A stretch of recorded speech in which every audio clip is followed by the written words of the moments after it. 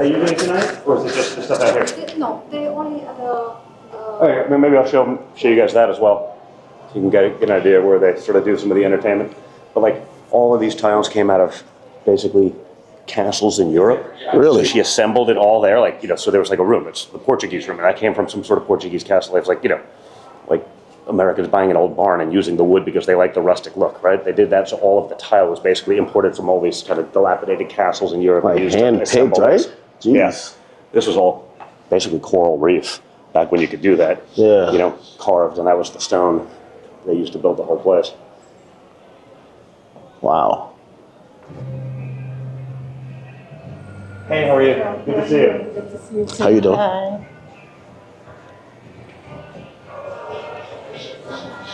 And I'd probably never move out of my parents' house if I live here. Yeah, exactly.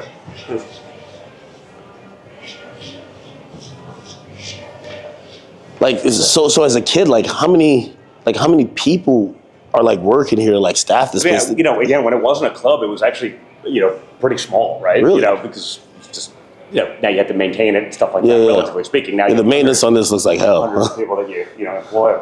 Once the sun goes down, you get an idea of sort of how this all looks up there. And, that's my father's suite where he stays. Really? It's like a whole wing once you get through those gates. Actually, the light here now is pretty cool.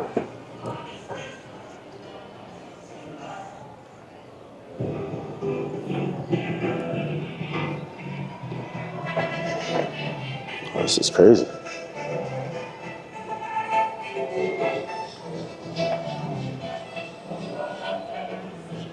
I guess there is some sort of pro parking or whatever.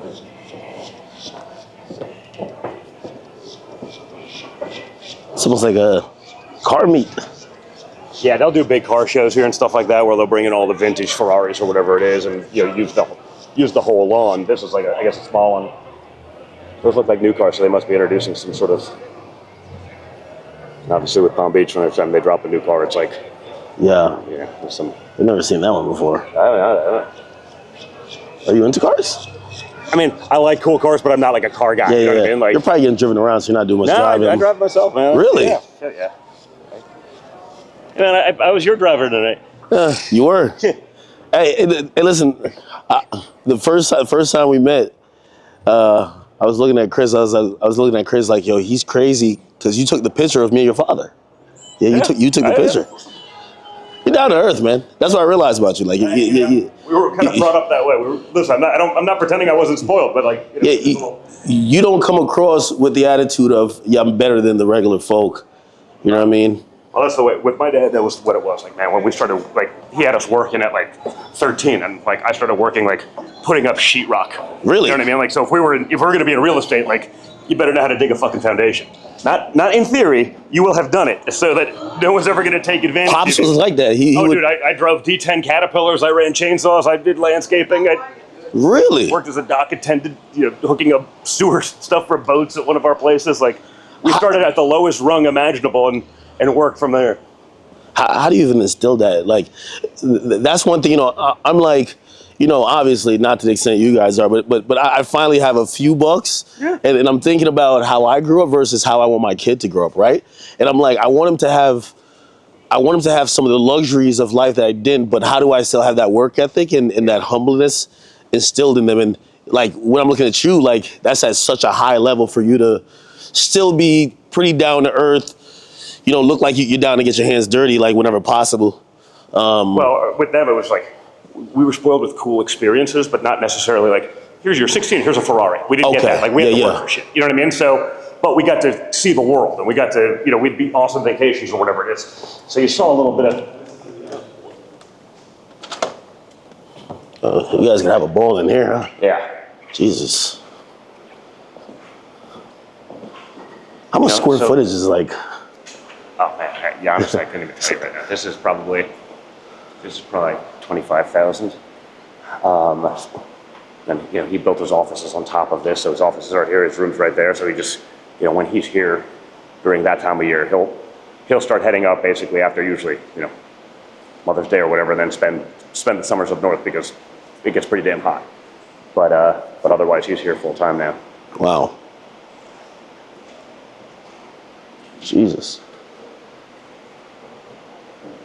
Don't tell me you know the secret passages in here too. Now, this one he actually built himself. Really? Just to sort of mimic the house. I mean, Okay. he built it to do, to accommodate the big weddings and the, dudes dropping $5 million for weddings and stuff like that. You need a proper room for it. You can't do the tent thing in the yard, True. And so he built this kind of to match the rest of the field, but this was, built around, I guess '08.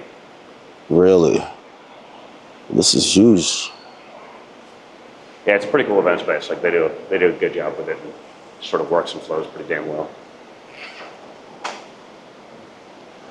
You ever feel like tiny being here? I guess I'm sort of used to it. You know what I mean? It's like half the time for me, it's like I stay home. I'm actually like borderline antisocial, so it's like I can do it. You give me a mic, I'm pretty good. I can talk, I can do that. But I'm like, you probably got my reality is I just like to be left alone. You probably got thrown. Did you do bunch public speaking before, campaign? I used to do like that a lot. Really? Even before we got into politics. So that was sort of natural. I ended up on a lot of the stuff. Mostly that was business stuff, right? And okay. So, yeah. I did that all over the world. Before ever politics, and so once that integrated, it was good to have that experience. Jeez, this is beautiful.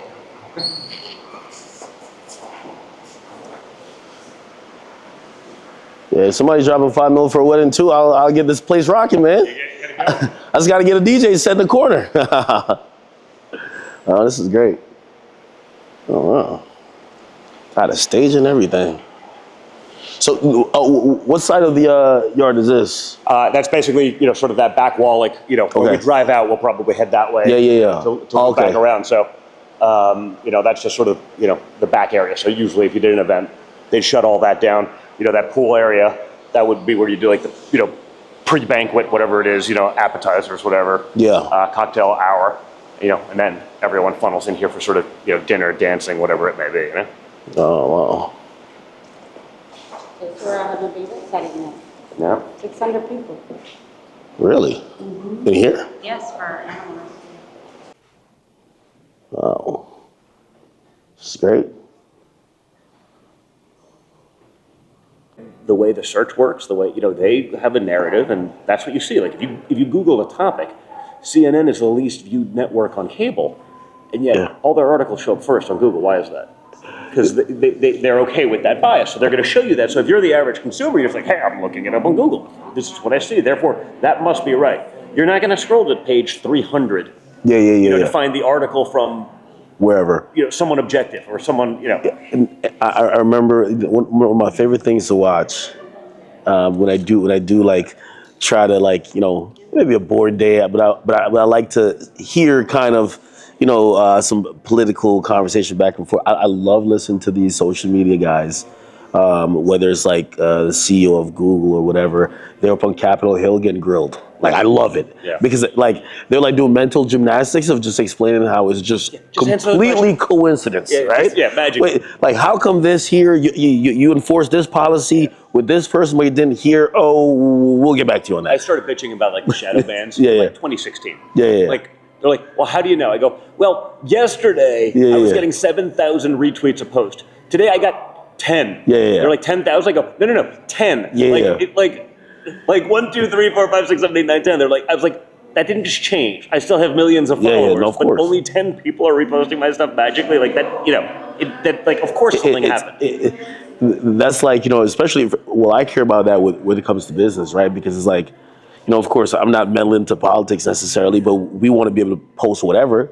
But we're also incentivized by the fact we're running the business. So now it's like we're almost like talking to these platforms like, let us know what we shouldn't put up because we're not trying to piss you guys off, right? But it's also hard to do what you're doing, which is sort of you're the leading edge of something, right? Especially when you're talking about culture. Like it's impossible. You need to be out there and be edgy, and that by definition is going to piss some people off, and that's exactly. the problem. If you don't do that, then what are you doing? You're just and that's why even I like what even Nelk did. They wanted to, which by the way, I just thought that was a no-brainer, right? I can't even believe so you're telling me that this is you're having a former president interview with a podcast that cares about, that's super huge among American teenage and men in their 20s. They want to be informed, but informed in a way that they can relate to. They like hearing people shooting the shit and kind of getting that information You that don't way. hear it from a trans activist on MSNBC. Exactly. Like, that's not quite the same. So why should that be like completely censored? Yeah. And unfortunately, And we're they kind ripped it off of YouTube. there. Yeah, we're kind of there though. Like, So it's like it's at a, you know, I'm hoping that these things change. And usually I think things work like very, cyclical, which it'll go to one extreme and kind of come back. Yeah, And then eventually always like narrow out to the middle. Yeah, Yeah. That people are like, whoa, slow down, and that's what I'm saying. I think that's why you're getting, It's like feminism. changing. It's like they come in around like, okay, well, maybe it's not. Yeah, it's like how feminism, like, well, in theory, no one wants to not have rights for women, and then it got so extreme. Like, let's basically just emasculate all dudes. Then you get like certain type of like red pill and all these. It's like it's always a response you to. see that in all these. I mean, to be like a straight dude right now. Yeah. Brutal. Like, feminine, like, but then like, and then all the you women probably are like, how come no guy wants to date? And it's like, you just stuck every dude in a corner. You jump there. Like, If I was a gay guy, I would be uncancelable. Oh yeah. But as a straight guy, you better watch your fucking mouth. You got to go trans. You get what I'm saying? You got to go trans. That's the ultimate. That's the ultimate privilege. Man. Yo, this guy. Trans, like, there's this guy. His name is Joe Budden. He's not even gay. He's not gay. But you know what? He realized the climate. He said, just to let everyone know, I'm bisexual. Okay, I'm with that community, and he's only saying it that he could kind of cross a couple lines without people like trying to get him out of here. It's kind of sad the world we live in, man. I joke like with my boys that are like my 15-year-old and stuff like that who kind of gets it. He's like, hey dude, like you want to get into college? Like you got to be trans because you ain't getting it. As a white boy with the last name Trump, you're fucked, man. Like, you ain't going to school, so we got to come up with a game plan for you. Well, apparently it's getting pushed through schools like that agenda, right? So like, how do you? Well, that's the craziest thing. I mean, our daughter was in a school like in New York City, at one of these top schools. That's one of these places that sends their kids to the Ivy League. You saw the craziness with the Ivy League over the last couple of months. Is it a violation of your policy to say, to call for the genocide of, like how is this? This is not a trick question. Like this is, at any other stage in our time, like I'd been thrown out of school in 2 seconds if I said anything like these people are saying. And they're up there on, I'm like, what is going on? Yeah. And you're right. That indoctrination has taken over our schools. It's broken up the system. It's, my father got in trouble saying it basically in 16, but I think it holds true again. Like when you're talking, like he was talking to the African American community, and it was like, what do you have to lose? Is there a great success going on? In Baltimore schools or in wherever? Like no, like they're failing miserably. Like just because someone. There was a thought and fear that we're going back to 1700 slavery again. I get it, but that's like driven by the media, right? No, like, of course. Like none of that obviously happened. And I think that's the thing too. We're working with fear politics too, right? So it's like probably the most effective strategy for Biden is to get people to fear change, right? To be like, hey, if you go here, even though your life hasn't really improved, maybe it kind of decreased in the last 4 years, just to let you know, if you get a change, you guys are basically putting on shackles, right? Yeah, but if you look at the policies, especially as well as you had the permanent funding of historically black colleges, you had the First Step Act, that was a big deal. You had the opportunity zones for the inner cities, like that by itself was more policy than any Democrat had actually ever done for that community. Yeah. And yet, Trump did it, so it doesn't count. I'm like, what do you mean? It's like, it's kind of like you can't have it both ways, right? That's the problem, I believe, kind of almost mentally and societal wise, a little bit with like our community where we're so indoctrinated to certain stuff. Like, if Trump does anything positive, it's almost like you find the way to discredit it. You know what I mean? It's like it was someone else. Yeah, but if it was someone else, it's like if it was someone else basically saying, "Hey, listen, we're giving $1 billion to all the newly trans people, and here's like $15 for you guys to share." Okay, check that. You know, But that's like what we're doing with Ukraine. Yeah, no, of course. Like, 130, they want to send another $60 billion. So let's call it $200 billion. yeah, We're funding Ukrainian pensions. There are pensioners in America that have no chance of ever seeing their pension, just the unfunded pension liability. Oh yeah, we'll invest it in a fund. I'm like, yeah, but you're spending 10 times more than you're making. Like, it won't exist. Same with many cases, people would say Social Security. Right? Like, you pay into a system, it's never going to be there for you, and they want to expand it, and they want to give it to illegals, and they want to give it to like. What about the people that have been paying into it for their whole lifetimes? yeah. So they drag it out, kick the can down the road, say it's but we're going to fund pensions in Ukraine. Like it's literally part of what they're asking for. Like I don't know, just it's crazy, and yet no one gets into the details, right? Yeah, yeah.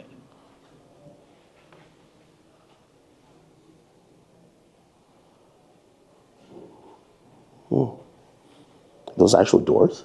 Yeah, I guess it's like that's passage to get, okay. Those get are through, so you can get to the main entrance. Just go through that. Welcome. after living here. Anywhere else must be either cramped or uncomfortable, right? It's incredible. I appreciate it. It's not necessarily my style for like day-to-day living. Yeah, it feels a little formal for that. But yeah. But yeah, no, it's a special place. Like I said, it's that's interesting. This time, it's going like that. It feels great here, but you get out on the porch and the house blocks and all, and it gets hot real quickly. Yeah, I can imagine like mainland Florida is probably getting it, but here you're getting a nice breeze. On the water, it's always good, and it's also good for the bugs. Given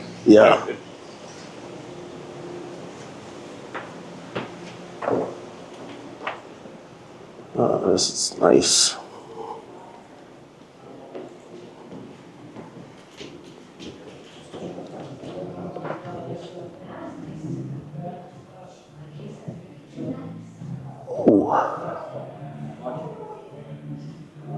It's a pretty cool roof. All hand painted, gold leaf, like just there's a sort of level of craftsmanship that you can't get anymore. This ceiling right here? Hey, 30 something feet, 35 feet. Yeah. You should see me in my house. Like I think I got like 18 feet. I'm trying to change a light bulb, so I got the one of the extension. Yeah. With the little grippy things that they drop the bulb. And I'm telling you, like, and I'm like, there got to be a better way. That's like $1 million idea. Yeah. But up here is like, no. Well, at least it's like, how do you even get up there to even no? It's kind of feel like something out of like it. Not only does it feel like a castle, it feels like when I think of like ancient, like it's like the ancient times where like people are like having like when they're going to war and they have swords and these big shields or whatever. Medieval times. Exactly. Medieval right. Times, but a little classier. Exactly. Like I'm expecting to go like in a room with like an extra long table with like those big cups that are like almost like bronze. Yeah. Do you get what I'm saying? And someone eating like drinking out of a skull. Yeah, someone has a drumstick that's this big, and I don't even know what animal they're actually eating. This is good. It looks like definitely you guys have done a lot to keep history with it. Well, yeah, I mean that's the whole even the preservation societies and stuff like that. It's like an American landmark. So there's only so much changing you can actually do. But when you have a house that was built in what's like early 1900s, it's like there's a lot of upkeep to do that. There's we're gonna put like a little HVAC system in here, no more fans, chill out. Like you know what I mean? You gotta, but it's not gonna be like, hey, we're just changing the floor to marble. Like you know what I mean? Yeah, library type stuff. But yeah, one day come out. Do you ever make it back down to the office? And I'll take you through all the rooms you can kind of see because each one of them is sort of like from a different country, almost literally like where they. It's like a cool little bar here. Old school wood bar, What year was this? I don't know. Actual portrait, or like is he posed for this or? I think there's a funny story to this one. Apparently, the artist basically sent him this on his own, but didn't put in the hand. So he's like, "Hey, if you want to, this is for you." And it's gonna be $25,000, whatever it is, for me to finish the hand. So my dad was like, just found someone else to paint in the hand. It was like, okay, I'll keep it like that. So it was like, give me a break. I'm not getting started for that.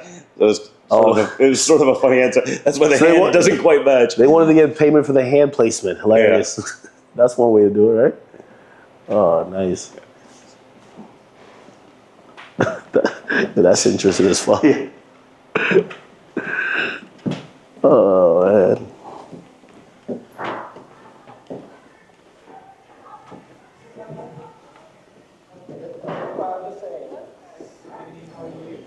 Yeah, and then, like I said, you got the lawn and all that stuff.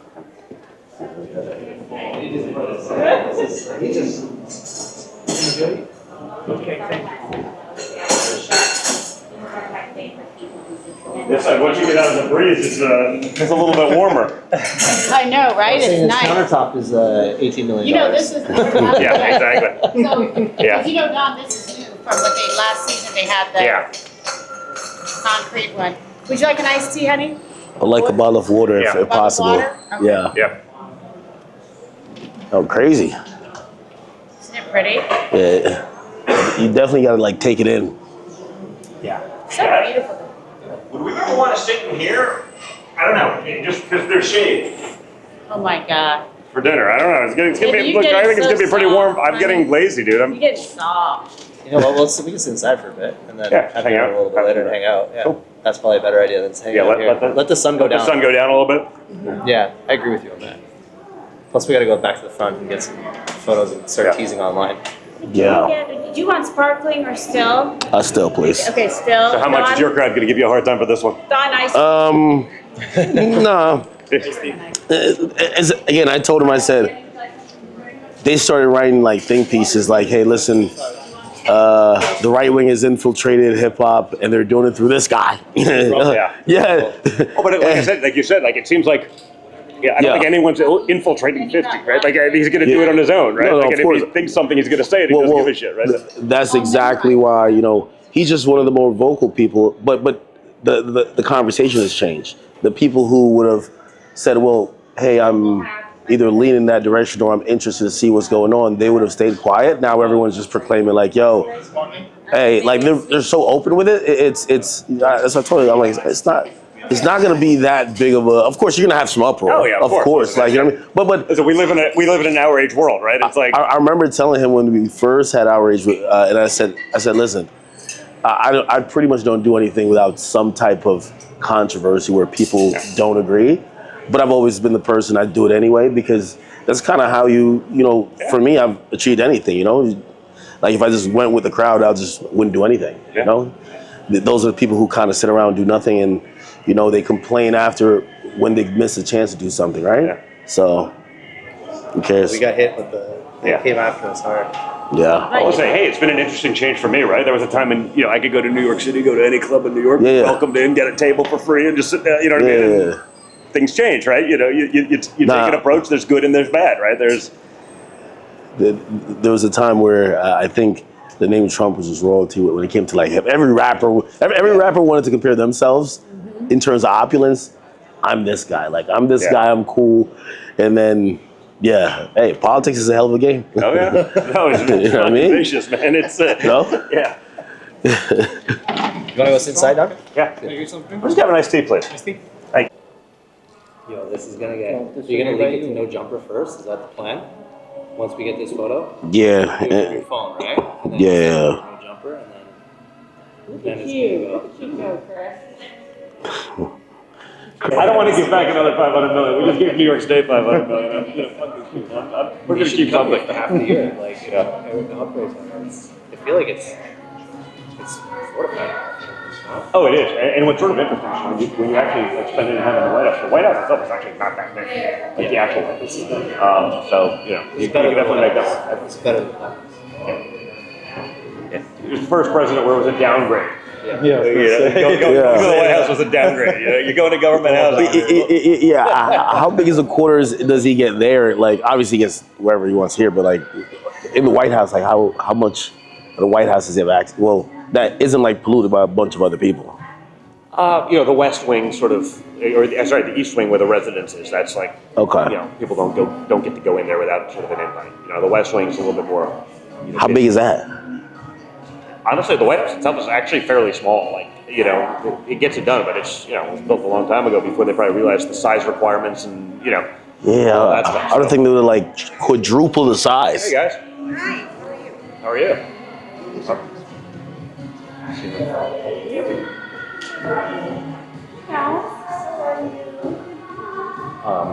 That's actually, I call him, he's the guy that, stole Marvel from Carl Icahn, Yeah. Marvel Comics and all that stuff, all that, sold it to Disney. He's the number 2 shareholder at Disney. Really? Yeah. Oh wow. So, kind of a badass. Jeez. Yeah. $7 billion worth A lot of of, Disney. a lot of those are Oh yeah, I mean, yeah. Yeah. We'll keep that off. Yeah. Between us girls. Yeah. And your wife is like, hey, listen, Kendrick Lamar, that guy sampled me. Like, Yeah. he actually had my face on the screen At Coachella. At Coachella. Yeah. And then we connect to the car, we play the song, and of course she sampled, you know? Yeah. Well, I know we were talking about that Yeah. fight, and I did a little bit, like, just looking into it, but and we started hitting on it last night. I'm like, I think we're losing the plot when everyone's like, well, you're broke because you only live in a $30 million house, and I live in a $400 million house. I'm like, I don't know, man. These are high-class problems. Like, I'm a reasonably spoiled individual, and I'm like, this does not seem like the fight. That Like, was Rick Ross and Drake. Drake is like, hey, you wish you could have a $88 million house, and Rick Ross has a $35 million house. And he's like, I don't know. like, you live on a Slither of cheesecake. Yeah, like this is an interesting fight. This is not like the old school days in hip hop when it was sort of funny. I'm like, I don't know, guys. I'm curious. Like, is there a point where like actually people get pissed off? Because it's like that aren't part of the fight. I mean, do the fans ever say okay, enough? Like this is bullshit. Like what do you mean?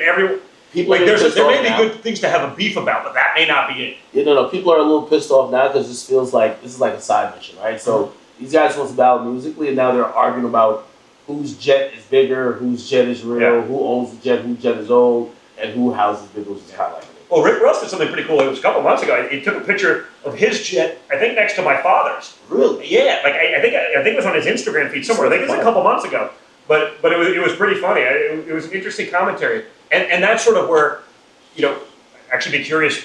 I'll go back and read the feed later on, sort of what people think about that. But like, I remember in 2017, Snoop did like, a video. It was like a sort of simulated drive-by shooting of Trump. Yeah. And then like 2 weeks ago, it was like, hey man, I got nothing but love for Trump. And I'm wondering, is that like, does he feel those things? This is it right here, right? Yeah. Yeah. Wow. Trump's plane's a little bit bigger, but Rick Ross that's a pretty badass plane. It's like a cheap 757. Jesus Christ. It's really nice inside though. Yeah. Next time you're down, I'll take you in there. You got to send a message to Rick Ross now. Like everyone's having Rich Ross right now. You got to tell him like, hey, listen, you got the moped or the private jet side. I don't know. Rick Ross's plane is much bigger than mine. Not so much bigger than my dad's, but bigger than mine because I don't have one. I fly commercial coach. Well, why don't you have a jet? You're doing pretty good. I do well. Listen, it's just not who I am. You know what I mean? I'm not that. I live in a great house and stuff like that. It's but not like a I drive a pickup truck. I just, it's like. I like the finer things. Like I do, but it's not. It's like I would never spend my money on that stuff. Like now, like maybe there's a number that you get to that you're like that. I would rather give the money to charity than like, spend 20 grand to get somewhere where I can be there on a $300 ticket on JetBlue. Like it doesn't make any sense for me. Like it's just not the way I'm programmed. Like I skipped the Trump bling gene.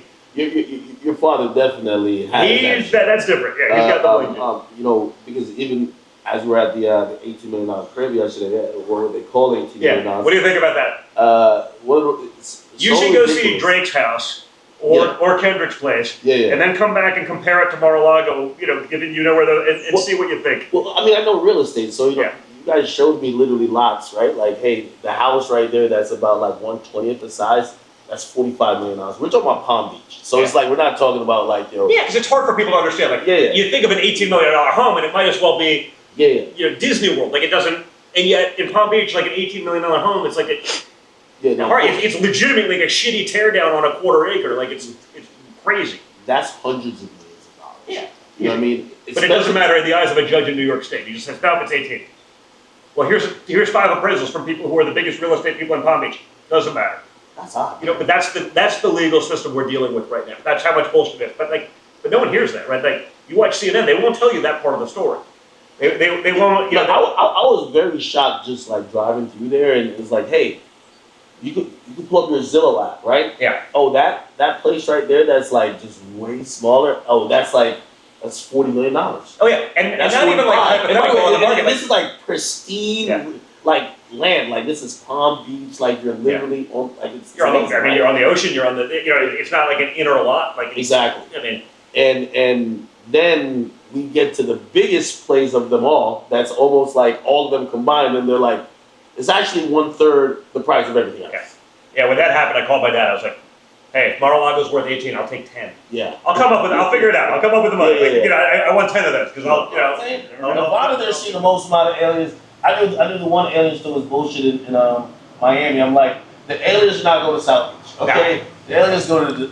Well, but I think they also find them in the random areas because you don't have all the light pollution, so you're able to see these phenomenon in space that you just don't get. Like in New York City, you don't see the stars ever because everything else is so bright. Like just the shit in the air catches it. So it's always these. Once you get outside of Vegas, you have nothing for hours. You know what I mean? Like you can find these places. So that sort of makes sense just from a visual perspective. But like, listen, I am not. I believe like 100% there has to be something. Like you can't have. Like we're the one like unique phenomenon in something that's infinitely large, the size of the universe. Like I'm like that can't be. I don't know if that's a sentient being or an amoeba. There's probably a lot of all of it, but there's got to be something. I remember watching Independence Day, and I always remember like Will Smith dragging that alien back, and I'm like, there has to be like an alien carcass somewhere, like in a lab that we're studying their how they do. Well, because they all look the same in the movies, right? Like, why is that the choice? Why doesn't it look totally different? And they all kind of always look the same. Maybe the person who really saw the alien, he gave it the this is the design. Reparations. That's a conversation that's been ongoing.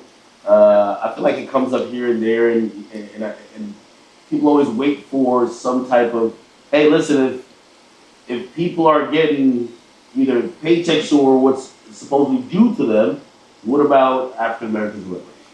Yeah, listen, I'm not generally. I think it's you see the stuff going on in California, and it's like, well, if we took 10x the California budget, this is. I'm like, what? Like, I look at, me. Do I pay into this? Like, my grandparents came here in 1906. We were never. Right? I think the idea is that African Americans built the country, so anybody who even are even a byproduct or recipient of anything good should pay into the people who were the ancestors that helped build the foundation, and those direct descendants of those ancestors somehow, which obviously wouldn't be me. Yeah, look, I get the concept. I'm sort of. I'm not long these concepts because I think they're too complicated. I think they get taken too advantage of. I think, when you see some of the numbers that are being thrown around, it's like mind-blowing. Like Bernie had said, he had mentioned that too. Like, it's like, California, they're like, oh, it's like $30 trillion, and we can be fine. I'm like, wait a minute, like what are you talking? Like that's. So I don't know. I think it's one of these things. Obviously, it's disgusting and terrible time in our country. But I don't know how you do that reasonably, logically, equitably. If there was a way, say some little genius came up with a way, hey, listen, we're not giving no more money to Ukraine, they're cut off, we're not giving this, and then this excess money, we're going to give some to schools, some this, and let's get this about, let's market in some bill, like, isn't that what they do? But I think you're starting to do that, with schools, or again, funding historically black universities. You're not necessarily funding historically white universities, right? There is some difference, there is some play there. I think you've seen, certainly this will get you in trouble or me in trouble, but you see some of that with affirmative action or something like right there. There has been stuff in there. Now, people are going to say that's not enough, and people are going to say it's terrible that you say that. But I think as a country we're trying to get through that. I think as someone who's been out there a lot, all over the place, I don't and have not seen the rampant racism. I'm not saying it doesn't exist, right? But it does not seem like it's what it's made out to be. And I think there's probably racism in cultures across. You see I see a lot of gay guys hate the trans people, and I kind of want to get to a point where everyone stops hating each other. Yeah. And taking from one to give to another now, and understanding again the history. I don't know that solves any of these problems going forward. Yeah, I think it's definitely definitely a multi-pronged and multi-varied. And that's, again, I'm trying to be as honest as I can without also getting, but man, it's not easy, Yeah. Likewise. This is exactly what I, in the scenario of creating what would be a great broadcast, it was this. I'm glad to hear that, man. Yeah, just like I said, I'm very happy. try to have some fun, joke around about it, talk Yeah. about it. Some serious stuff covered too, which is also Yeah. important, No, I'm glad you have like a sense of humor. You know what I mean? Because at first I was racking my brain. I'm like, hey, listen, all right, when you get in, the day before you sit with him, you're gonna have to do like this crash course on everything American politics, because he's gonna just be so talking above your head. He's like, well, I was like, holy crap, I gotta really learn my hip hop. It's been a while. But like I can tell, like you relate to the regular person, man. And that's the important part. Like you relate to the regular person who they care about what they care about, and they're not here necessarily to have somebody talk above their head, because sometimes politics comes across like that. Oh yeah, no, It's like, hey, you're so complicated. I think the worst politicians are the ones that I want you to think I'm the smartest guy in the world. You don't have to agree with me. This is my opinion. Exactly. So yeah, I've always approached it that way. Just, No, I appreciate you so much. My pleasure. Thank you. Awesome.